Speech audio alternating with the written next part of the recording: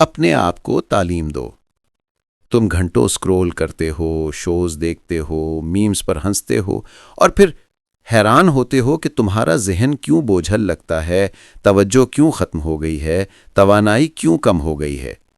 ہم ایک ایسی دنیا میں رہتے ہیں جو سستی تفریح کی لت میں مبتلا ہے، لیکن اس کی قیمت بہت زیادہ ہے۔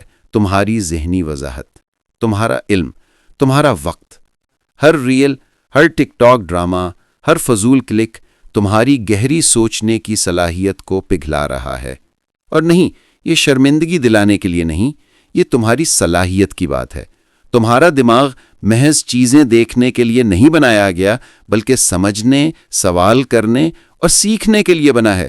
تو ابھی سے شروع کرو، چیٹ جی پی ٹی جیسے ٹولز استعمال کرو، سوال پوچھو، تجسس کے پیچھے جاؤ، لیکن صرف فوری جواب پر نہ رک جاؤ، اسے آغاز بناؤ، گہرائی میں جاؤ، لمبے مضامین پڑھو، کتابوں میں ڈوب جاؤ، کسی موضوع پر تحقیق کرو جب تک واقعی سمجھ نہ آ جائے، اور پھر لکھو، بے ترتیب نوٹس، چھوٹی سوچیں، پورے مضامین، کچھ بھی، بس اپنے دماغ کو سوچنے پر مجبور کرو، کیونکہ لکھنا وہ عمل ہے جس سے تمہارے خیالات حقیقت بنتے ہیں۔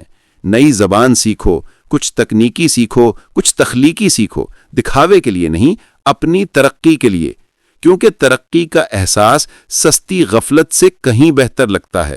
اور اپنے دماغ کو خاموشی بھی دو، بغیر موسیقی کے، بغیر اسکرین کے، صرف سوچنے کے لیے جگہ۔